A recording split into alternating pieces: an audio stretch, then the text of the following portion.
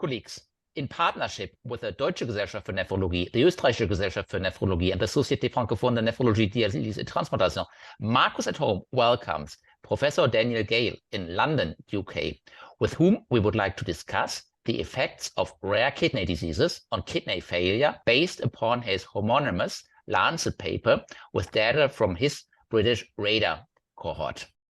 Dear Daniel, we're very happy to host you tonight. Thanks for being with us. Yeah, Professor Daniel Gale is currently working as the St. Peter's Chair of Nephrology at the UCL in London and has a long-standing interest and expertise in managing rare kidney diseases. So RaDaR is basically a product out of that, and is really a nice resource for rare disease research, which is absolutely needed in our field. So it's our great pleasure to welcome Danny here tonight. And I'm glad to host that together with Professor Gunnar Heine from Frankfurt, Germany, and with Marlies Antlanger from Linz, Upper Austria, in my beautiful home country. So Danny, thank you for joining us tonight, and we're looking forward to your short presentation and then to the Q&A. Great, thanks Andreas, and thanks to you all for inviting me to speak this evening. So I'm going to talk about the what we've done from RaDaR, but I'll just give a bit of background, which is to talk a little bit about the epidemiology of rare kidney diseases. So we all know that chronic kidney disease is an important clinical problem, and in the UK affects around 4% of the population. Kidney failure, fortunately, is much less common than that, affecting approximately 0.1% of the population. But despite this, it has a disproportionate cost. Up to £1 billion a year of NHS money is spent, and of course causing a massive burden on the patients suffering from this condition.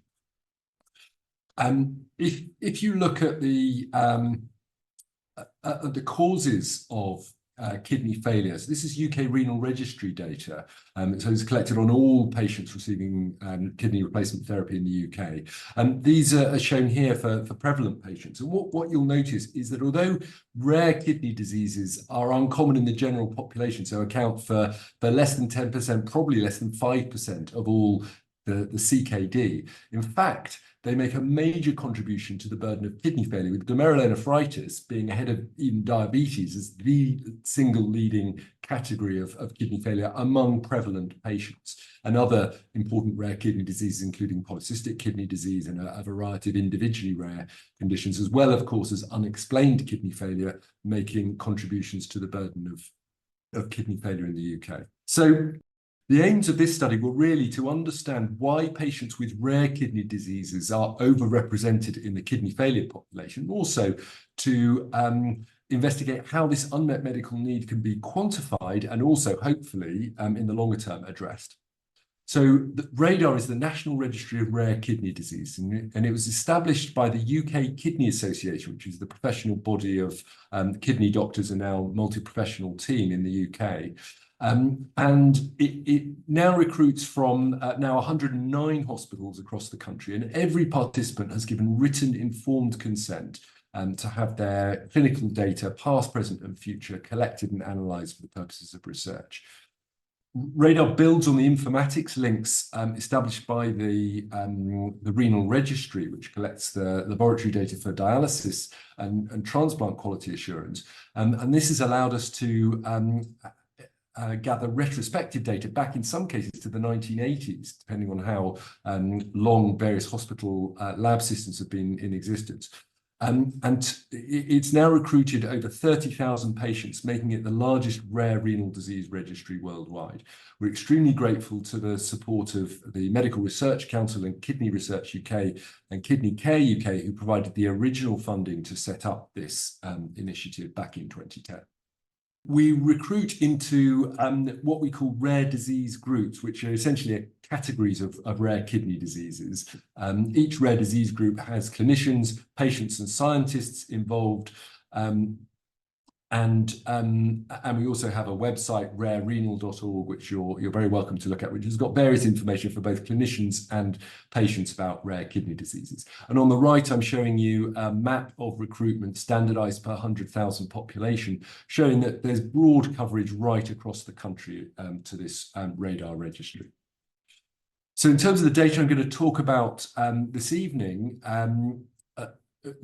listed in the middle of this slide are the each rare disease group, some of which are individual single diseases like ADPKD, some of which like tubulopathy are groups of rare kidney diseases, and the group size ranges to almost 8,000 in the ADPKD group, down to much smaller numbers of the much rarer diseases.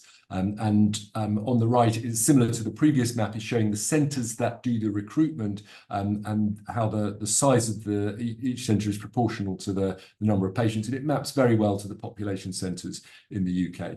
The median age at diagnosis across RaDaR is 41 years, but this has a great variability between 2 years of age for cystinosis patients and for monoclonal gammopathy with renal significance, median age was 63. And the median follow-up time that we've got across RaDaR is 9.6 years, but with a broad interquartile range. We've looked in quite some detail to look for biases in recruitment to RaDaR, and this is some work that's actually presented separately to the natural history study, which shows that across all the relevant diseases that are associated with kidney failure, around 40% of patients eligible for RaDaR who are receiving renal replacement therapy, that is represented in the UK Renal Registry, have been recruited to RaDaR. And this proportion is very similar across all the different diseases, suggesting that although it's not a complete description of all the patients with rare diseases in the UK, at least for those with renal replacement therapy, it's a relatively large sample of about 40%. And we've got some other data from primary care and secondary care data that suggests that this is similar to the ones not receiving renal replacement therapy. So this is a histogram showing how effective the informatics team has been communicating with the sites to enrich RaDaR data. And this is a histogram showing before and after an enrichment exercise where essentially we simply uploaded lab results from one hospital and were able to gather some information, albeit a smaller number of patients, but as I said earlier, going right back many decades. We've also communicated directly with molecular genetics labs to have direct uploads of genetic test results across the country so that all our patients, or as many of our patients as possible, we've got the relevant data relating to their disease. Now, we've done a number of different types of studies. We've done registry epidemiological studies that's currently available as a preprint. We've done some genetic association studies, which published a couple of years ago now, but again, showing the importance and the value of a sort of nationwide collection of data from people with rare kidney diseases. And then what I'm going to talk about for the rest of this talk are the longitudinal natural history study, particularly the study across RaDaR that was published in the Lancet just last month, which shows the effects of rare kidney diseases on kidney failure. So one of the analyses we did is we looked at the incidence of kidney failure, that is initiation of renal replacement therapy, among people with CKD stage 3 to 5 in RaDaR, and compared that with people with CKD stage 3 to 5 in the general population. And what we saw was a very striking elevation in the cumulative incidence of kidney failure among RaDaR participants compared to this unselected CKD population. This is perhaps not surprising qualitatively to nephrologists who'll be familiar with the concept that people with kidney diseases, primarily kidney diseases, are more likely to progress to kidney failure. But the magnitude of this effect certainly surprised us initially. We also looked at prediction algorithms. So the kidney failure risk equation is a well-validated way of predicting the likelihood of developing kidney failure among people with CKD. And it's actually been standardized to the UK CKD population. It takes data such as the presence of proteinuria, the sex of the patient, the age of the patient, and their EGFR to give a projected risk of kidney failure. And what we observed in the RaDaR population using this longitudinal data is that across almost all levels of predicted risk score, the KFRE underestimated the risk of developing kidney failure. And when we broke this down by age, we saw similarly that in almost all groups, there was an underestimate of the risk of kidney failure by the KFRE, although that difference was not statistically significant in the over 65 RaDaR population compared with over 65s in the general population. We also looked at mortality, both before the initiation of kidney failure treatment and after the initiation of kidney failure treatment. And what we see is that compared to the general UK population, the standardized mortality ratio, so that is corrected for age, is elevated among people recruited to RaDaR. It's over double the general population risk of death. But when we standardize it to a CKD population, again, standardized to age, we see a very striking reduction in mortality. So we conclude that people in RaDaR are less likely to die before the initiation of kidney failure treatment compared with people with unselected CKD, very likely representing the cardiovascular disease and diabetes that are comorbidities among the majority of people with unselected CKD. We also looked among the patients receiving renal replacement therapy. And this is, I'm just showing you the dialysis data, but it's similar in the transplant data. And what we see is that people in the UK Renal Registry who have as their cause of kidney failure diabetes, renovascular disease, and hypertension are shown in blue. People who have a diagnostic code that would have made them eligible for RaDaR but are not in RaDaR are shown in red, and people in RaDaR are shown in green. And we see that in all these three categories of age group, the people with rare diseases or in RaDaR have a lower risk of death compared with people with diabetes, renovascular disease, or hypertension.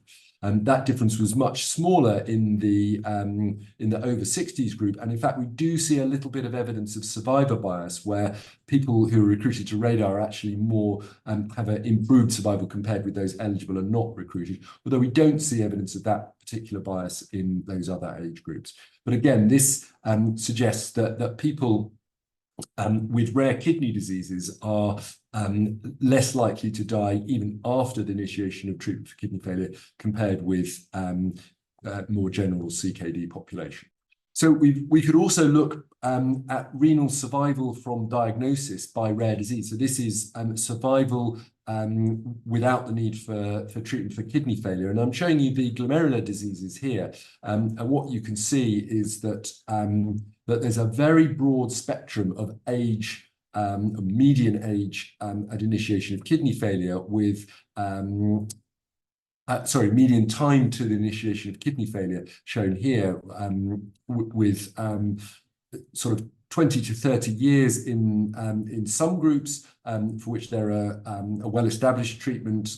For other diseases, particularly MPGN, C3 glomerulopathy, steroid-resistant nephrotic syndrome, and IgA nephropathy, the median survival from diagnosis to initiation of renal failure is very much shorter. And of course, in anti-GBM disease, very short survival, which I'm sure the nephrologists in the audience will be familiar with. We can look at essentially the same data, but instead of looking at time from diagnosis to kidney failure, we can look at age at initiation of kidney failure.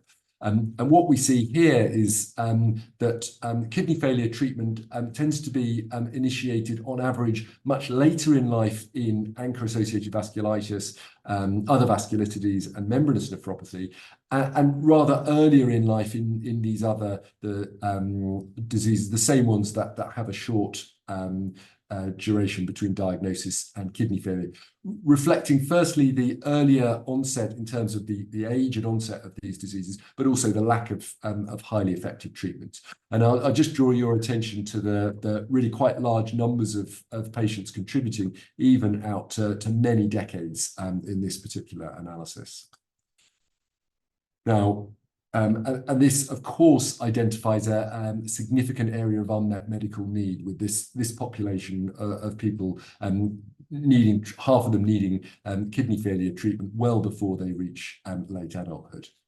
So we've done similar analyses across the whole of RaDaR. The data is shown here. I won't go through it all in too much detail. It's all online in the in the paper that came out in the Lancet last month. But I've charted here the median age at initiation of kidney failure across all the diseases that are frequently associated with kidney disease. And you can see that the range is quite significant, range from 15 for patients with cystinosis, again in the 20s for people with males with X-linked Alport syndrome, up to a much more advanced age in people with perhaps the later onset diseases, and really every age in between. In addition to just looking at the age and onset of kidney failure, we can also look at what happens to people between diagnosis and initiation of renal replacement therapy. And this is a sort of Kaplan-Meier survival curve, but what we're showing you for each disease is the survival to the GFR level shown on the y-axis. And we've highlighted what we've termed the therapeutic trial window, which is an eGFR between 75 and 30, where for a sort of notional standardized trial of reduction in progression of renal impairment, you can see that different diseases, patients on average spend a different amount of time in this window. And what you can see is patients diagnosed with ANCA-associated vasculitis are presenting with significant renal impairment, but after presentation, the rate of reduction, so the speed with which they lose GFR on average, is rather slow. Patients with proteinuric IgA nephropathy, and we didn't recruit patients with just isolated hematuria and no proteinuria, no renal impairment. So these are people who do have some proteinuria. Nonetheless, this IgA population are presenting with significantly impaired kidney function. Median eGFR was around 40 at diagnosis, but they only spent on average 4 years before the GFR had dropped to below 30. And I think that this is important, sort of reflects or explains how difficult it is to recruit patients to trials of some of these diseases, because they're moving so fast out of the window at which they'd be eligible. And in the PROTECT study of sparsentan, which was also published last year, the median time since the diagnosis of patients recruited to that interventional trial was 4 years. And that suggests that there may be some hidden bias there, whereby patients with the most severe IgA nephropathy didn't even get into this trial because they would have already progressed to a level of kidney function that's worse. And that suggests that maybe the treatment effects that we're seeing in some of these clinical trials might actually be underestimating what the impact might be in the real world, because we're inadvertently using prevalent population. We're selecting for patients with perhaps slightly less severe disease. But this remains to be seen. And I've also shown you here the trajectories of eGFR loss in Alport syndrome over time. And again, I'm just drawing, although the numbers are rather smaller than for some of those other diseases, that the assumption that there's a linear trajectory is not necessarily based on high quality evidence for some of these diseases. And that's something that I think we're going to need to understand a little bit better in the future. So in summary, what I've shown you is evidence that rare kidney diseases are not the same as chronic kidney disease when it comes to kidney failure risk. There's lower mortality rates both before and after kidney failure compared with the CKD population. There's more rapid loss of GFR and higher incidence of kidney failure in people with rare kidney diseases compared to rare CKD populations. And treatments and interventions that are effective in rare kidney diseases therefore have the potential to disproportionately decrease the burden of kidney failure in the population, despite the rarity of these diseases. We also observed very substantial heterogeneity in the age of kidney failure, the risk of death, and the time in the therapeutic window between these rare disease groups. And this suggests what many of us will know already, but that an accurate diagnosis is critical for individual patient prognostication. We think that these findings will inform research priorities and also hopefully in the longer term health resource delivery and planning. And they also identify the when in disease course novel treatments or interventions might best be targeted. And they identify particular unmet need in some of the glomerular diseases, as well, of course, as cystinosis. So in addition to these sort of observational data, RaDaR is also trying to help to address some of this unmet need. We're working with potential trial sponsors to assess feasibility. We're also assisting with recruitment to trial. We're able to contact our participants. They've all given permission to that, and we can identify patients at an early stage of their disease with ultra-rare indications and inform them of clinical trials. We did this successfully for a trial of a read-through therapy in early Alport syndrome associated with premature termination codons, which is a very rare but severe subset of Alport syndrome. We can also use the information to better understand how clinical, genetic, and histological parameters that we can sometimes ascertain very early in the course of a disease or over a short time frame, perhaps in an interventional trial, and quantify how those relate to long-term outcomes such as death or kidney failure. And I think this is going to be important both for designing clinical trials in the future, but also for interpreting the clinical trials, and particularly for licensing and funding decisions that will need to be made based on what the impact of these therapies can be shown to be in a short trial.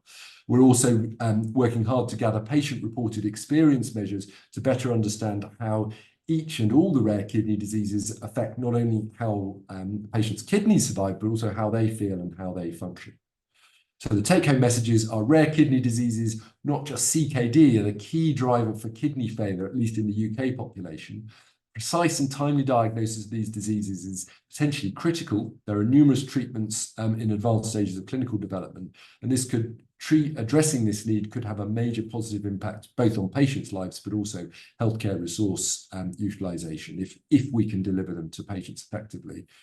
We also think that RaDaR experience shows that understanding the natural history and prognostic features in rare diseases requires national level collaborations and data infrastructure, and getting further insights is going to require international collaborations. And we hope that this, both the information but also the associated clinical network, can help design, delivery and interpretation of clinical studies. And we've recently secured investment in the UK to take a more translational approach in rare kidney diseases, particularly for children. I'd like to thank the people involved in this study, which is a very large number of people. So particularly Katie Wong and David Pitcher. Katie's a clinical research fellow who led the analysis of the natural history study. David Pitcher's our statistician who did a lot of the analysis work, as well as the rest of the operational and analysis team at the Renal Registry, and of course our more than 250 strong team of collaborators who were involved in the rare disease groups and also recruitment at all sites. And I'm delighted to talk about this further with you. Thanks for listening. Thank you very much for this presentation, and thank you also for conducting this immense piece of work with Dr. Wong and your co-workers. I think it really teaches us a lot about the heterogeneity, the epidemiology, and also the trajectories of various rare diseases that we're all probably confronted with daily, actually. I'd like to start with a question about the kidney failure risk equation, which I've only recently actually come to appreciate. And the Austrian Society of Nephrology recently launched a kidney app, and we also integrated this equation, which is very helpful in many cases. But it's very clear from your data that it's not so helpful for rare kidney disease patients. Do you think there is any alternative to score or correctly assess these patients' risk of requiring kidney replacement therapy at any given time? I mean, I think it should be possible, and it's work that we're doing at the moment. But I guess the key point that we bring out here is that every rare disease is different. So there's not going to be a one-size-fits-all rare disease kidney failure risk equation. It's going to be about identifying the clinical, genetic or histological parameters in each disease and at each stage of disease that predict outcomes. So, for instance, we separately published the outcomes in IgA nephropathy, where we show that there's an almost linear relationship between proteinuria and kidney failure risk, in that all levels of proteinuria in people with IgA nephropathy are associated with a substantial risk, lifetime risk of kidney failure.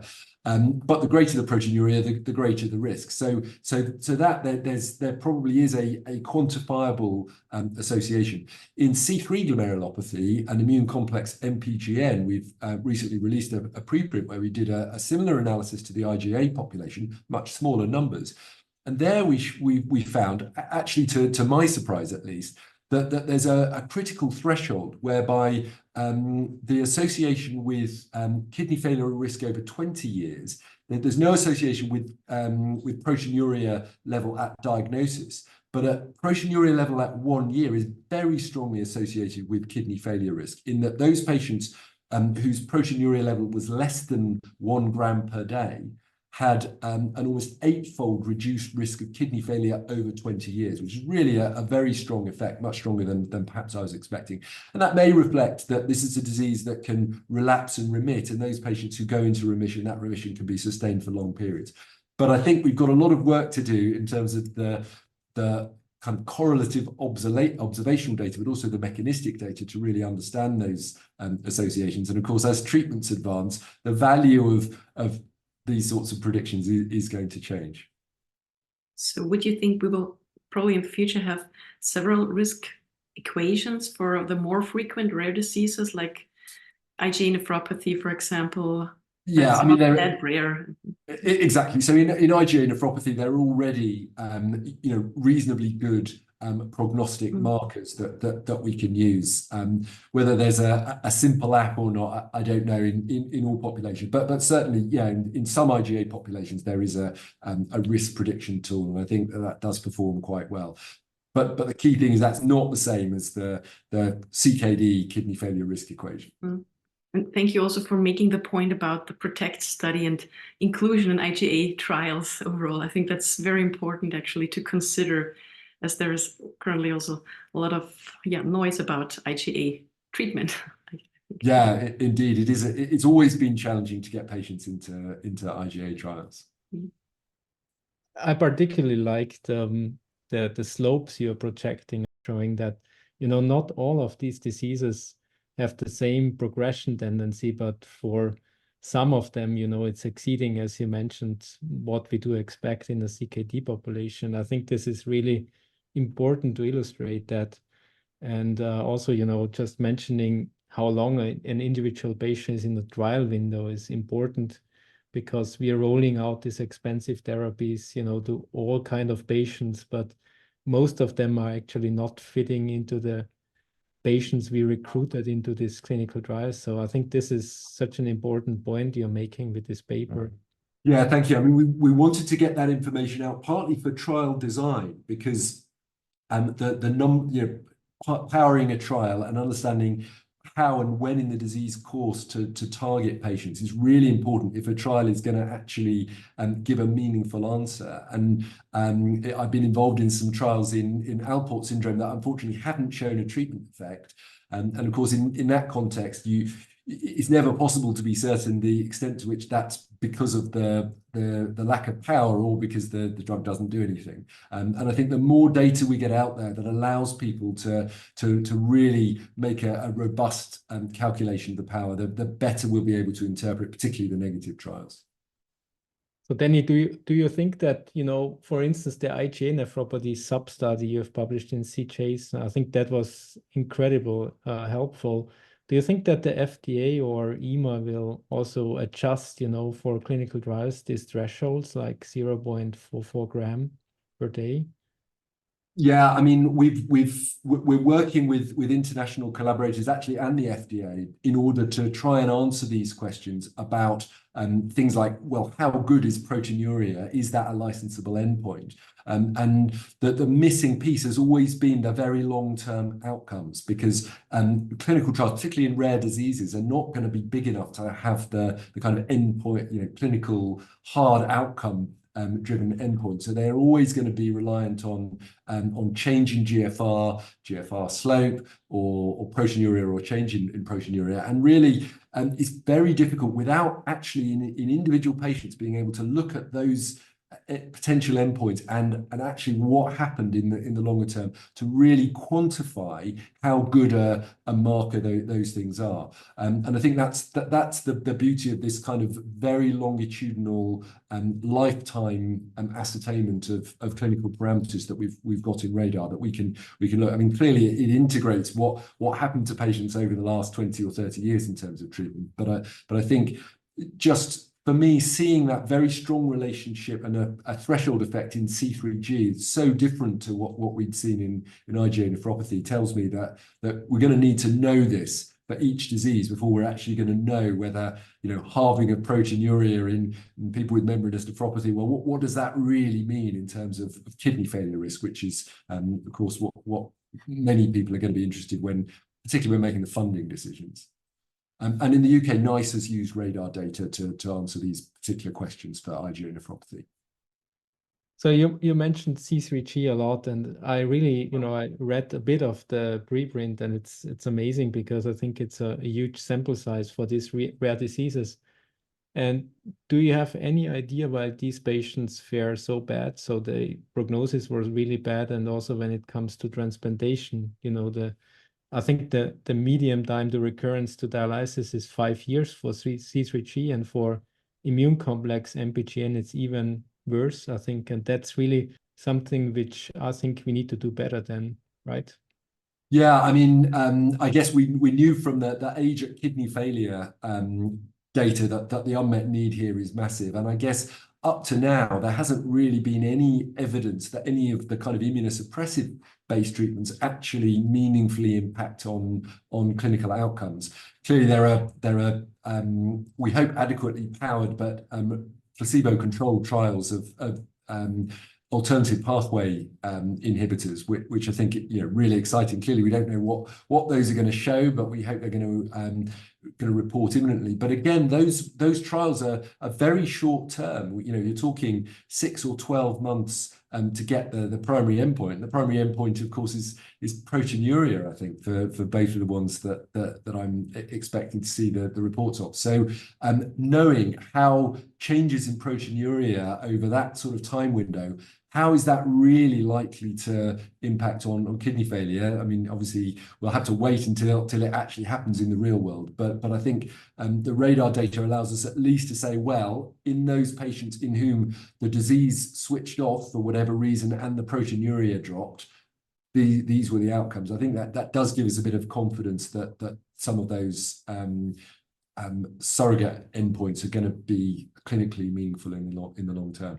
But yeah, I think it's a bad disease. I mean, it's like cystinosis, terrible disease. It really, the kidney is very susceptible to the particular mechanism of disease.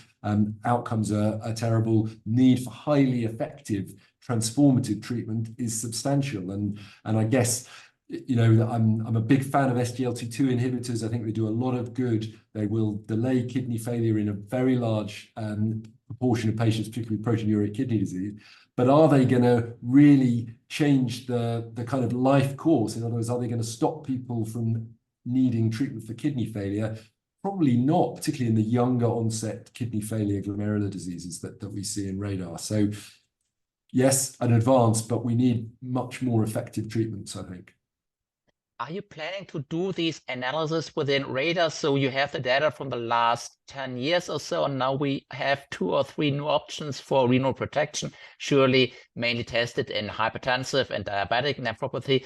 But if you now look into the future and see these medication implemented also in patients with rare kidney diseases, so are you planning to compare in, say, 5 or 10 years in how far these medication will also change the rare diseases? Yeah, I mean, we've done some analyses already looking at outcomes according to vintage, but there's such a problem with survival bias that it's very difficult looking back in time at those types. And of course, ascertainment of early disease parameters is much weaker the further back in time you go.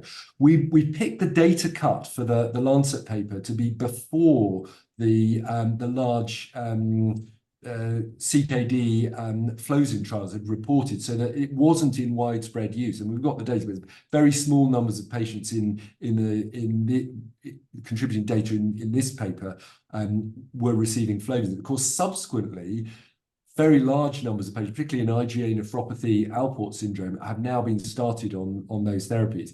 There are other therapies in the mix as well. So whether we will ever be able to make concrete statements about specific treatments, I think is difficult. But yeah, I'm hoping, and in fact, the NHS already uses RaDaR to look at treatment impact of expensive treatments in terms of outcomes. So we will be able to look at whether the 2020s is a better time to be diagnosed with some of these diseases than the 2010s and the 2000s were. And I guess we'll have to see what that data looks like and interpret it with all the caveats. And may I briefly come back to the IgA nephropathy? So the outcome of patients with IgA nephropathy looks rather poor, actually worse than the prognosis of most other GNs, with the exception of anti-GBM antibody disease. However, as you told us, there's a selection bias because you included those who have undergone biopsy and who had a proteinuria of, I guess, above 0.5. So would it be possible to try to adjust for those people who have not been included? Do you have any idea how many patients you may have missed by this? Well, it's interesting. So IgA nephropathy in the UK, we don't do kidney biopsies for isolated microscopic hematuria. So to get a kidney biopsy, you would need either renal impairment, proteinuria, maybe a family history, or some other reason to do a kidney biopsy. And we've looked in primary care data, and we can see that actually the ascertainment of patients by RaDaR is at least 40% of the sort of coded IgA nephropathy even prior to dialysis. So I don't think missing recruitment among people diagnosed with IgA nephropathy is necessarily going to impact much on the interpretation.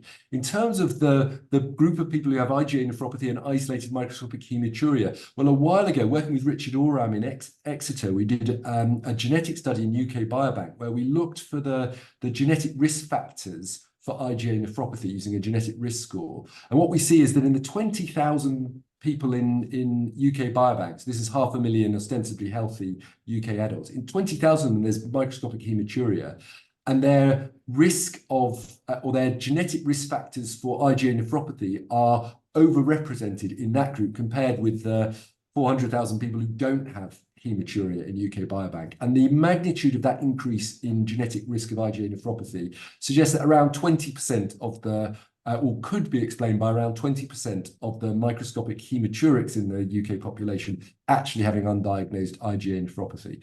So that's clearly a very big number of people. I think if there are highly effective treatments for IgA nephropathy, then there will be a medical benefit around identifying them early and instituting treatment early. As I showed you, the median GFR at diagnosis is around 40 for IgA nephropathy, which is obviously represents very significant renal damage. So one possible outcome could be, if there's access to a highly effective treatment, would be a more aggressive biopsy strategy, actually, in the people with microscopic hematuria, particularly at young age in the population. But I guess I'm just speculating. I don't know how it's going to play out. I have one more question on another disease of which the outcome was strikingly poor. That was thin basement membrane nephropathy, because this is what we actually in former times called benign hematuria. So how did you try to differentiate Alport from this thin basement membrane nephropathy? Was this done at each center? Yeah, so we've actually calibrated it to the genetic test results that we've got access to, but we used X-linked Alport, male X-linked Alport syndrome, female X-linked Alport syndrome, and a clinical diagnosis of thin basement membrane nephropathy, which is usually based on in the UK on a biopsy showing thin basement membrane nephropathy without the sort of features suggesting Alport syndrome, such as deafness or more aggressive disease, or a genetic test result, and they correlated very well. I guess the point that the caveat here is that thin basement membrane nephropathy, or at least heterozygous pathogenic type 4 collagen defects, are very common in the population, as is isolated microscopic hematuria. So the outcomes that we saw in RaDaR do probably represent a selected group. And I think that this group overrepresents those people with either a personal or a family history of kidney failure, which is why they've been investigated and diagnosed, or those people who've got thin-basement membrane nephropathy and proteinuria, hence why they were biopsied. So, and actually in the Alport field, this is an area of active discussion. You know, everyone is pretty comfortable that the term benign familial hematuria is misleading because of the risk of kidney failure. But what the actual magnitude of risk of kidney failure, given the presence of one of the mutations, is not so clear. It is probably quite a lot less than females with heterozygous changes in COL4A5. So then will you eventually link this 109 hospitals to perform basically UK-based clinical trials like basket trials for certain interventions like SGLT2 inhibition in those being excluded from trials? Yeah, I mean, that's always been the vision, to try and use RaDaR as a way of really catalyzing clinical trials. And as I mentioned, we've been really fortunate that an application led by Louise Oney from Liverpool, who's a pediatric nephrologist, has just secured large-scale funding in order actually to support a pediatric SGLT2 inhibitor trial in children with rare, well, almost all pediatric CKD is rare anyway, but really targeting children with rare kidney diseases to test the efficacy and safety of SGLT2 inhibitors in a clinical trial way. And that is being done by expanding the RaDaR infrastructure, so giving us more staff at sites and allowing, you know, rather than just observational data, but actually delivering clinical trials. One of the things that we found in the read-through trial was that although we were able to identify these patients with you know, these aggressive Alport mutations and well-preserved kidney function,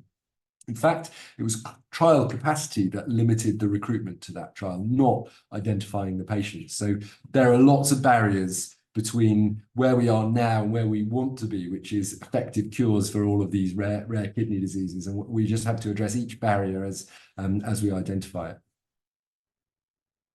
Yeah, that seems to be an amazing resource, basically, to, you know, run all the clinical trials in one country. And I know, you know, from, you know, my experience that it works ways better than it does on the continent here, to actually convince patients that clinical trials are what's needed, you know, to prove efficacy and effectiveness of treatment. So I think this is a great resource, and the 10 million pounds will certainly help, you know, to build up on that. And especially as you mentioned, SGLT2 inhibition is probably something, you know, everybody should have, or most of the patients should have.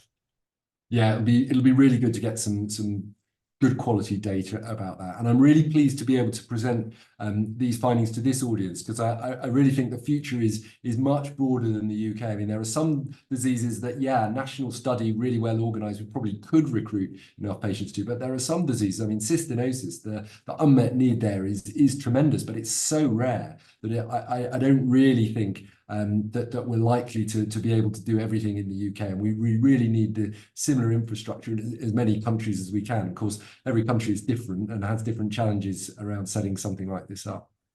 So another very rare disease with the worst prognosis, I think he mentioned it as well, is anti-GBM disease. Yeah. Disastrous disease, but yeah, you know, this ongoing phase 3 trial will hopefully give us the first ever effective treatment in this really devastating disease. Yeah, and clearly the need is there. One more question. Did you or are you planning on extending your analysis to sub-analysis on transplantation, like referral to transplantation, short and long-term outcomes in RaDaR patients? Yeah, we're working on that at the moment. We're fortunate in that the way that transplantation is organized, there's a central registry for that as well. We've got a lot of data that we're importing into RaDaR at the moment. And yeah, we really want to know what access to transplantation is, particularly for the Mendelian diseases, whether there's you know, what the impact of having affected family members is on getting a kidney transplant. We already know that they do well in terms of patient survival, but not all the diseases do as well in terms of graft survival. Some of them recur after transplantation, of course. So yeah, we hope to be able to share the findings, hopefully not too long, but we've got a lot of analysis to do. That's great to hear. Thanks. Yes, I think this is amazing, and I guess you will have a lot of work coming up, Danny, and we are looking forward to seeing plenty of amazing publications. Especially, I can say I do enjoy every single one, and glad that you accepted our invitation. And yeah, thanks for this academic hour, and we're looking forward to hearing from you soon. Right. Well, it's a pleasure to be here. Thank you for inviting me.